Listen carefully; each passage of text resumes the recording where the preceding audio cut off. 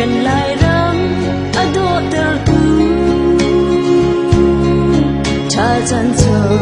hay phải theo lễ vào rong phar na lang thinh kề bar do na ni hân thoan trên na có hỏi cần chim lâu chim nạc lại rắm độ lấy yang ngay mò lại rắm nắng lâu dần cất lấy khâu lâu lại rắm lâu dần cái nâng xa đêm khâu lâu lại mi phun lên và chia từ lâu hiên dừng cái nâng nạc chăm bao hoa đi lại rắm lâu dần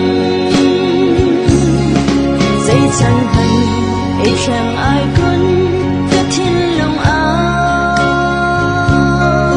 lại rắm đồ cất lấy chân á thăng lại lâu lại mi phun ấy xem chân đi cái gì ta hình cánh phun hối xin lại cái gì na dear be go nín ngô lại đắm nắng lâu dần cất lấy khâu lâu lại đắm lâu dần cái nâng xa đêm khâu lâu lại mi phun lên và chia từ lâu hiên dừng cái nâng nạc chăm bao hoa cái đi lại đắm lâu dần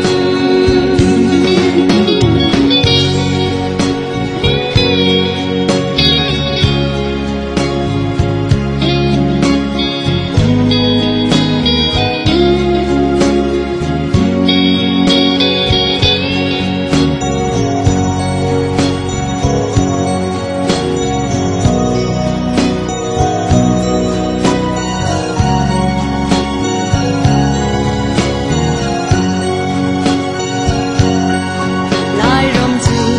si phạc rắm hai cánh si cha phim thiam na rung nạc in chun hỏi cân phước lâu sinh hân se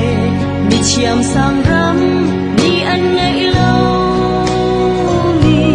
câu kết chiêu chùa in lại rắm đi cánh nân á cho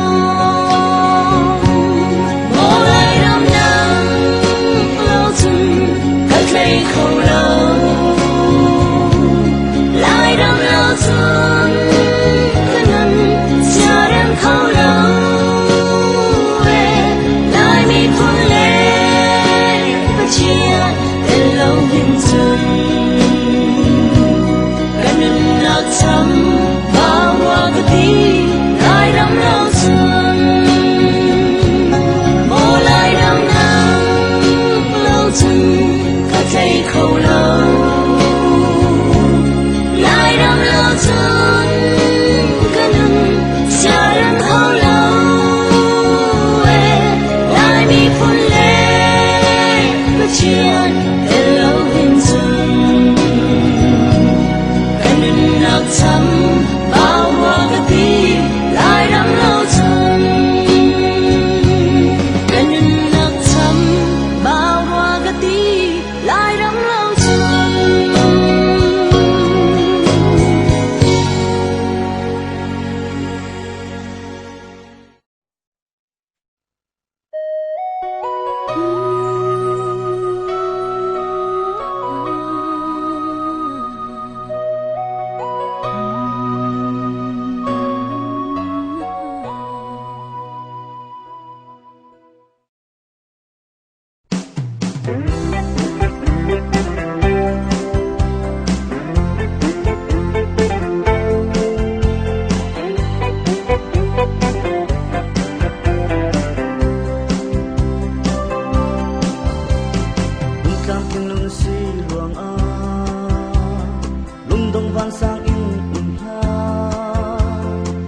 thian pek ni nan pa sang mangin kam lo chun cha ban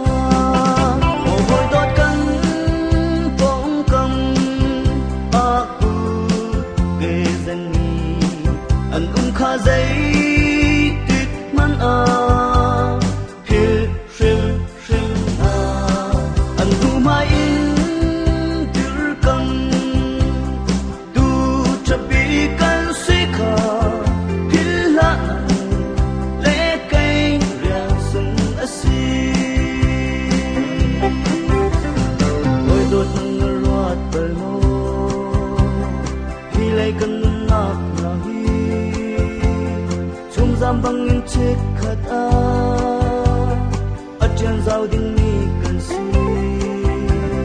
khát lệ khát dòng đoạ nạc lệ bom chân du nạc lung phim he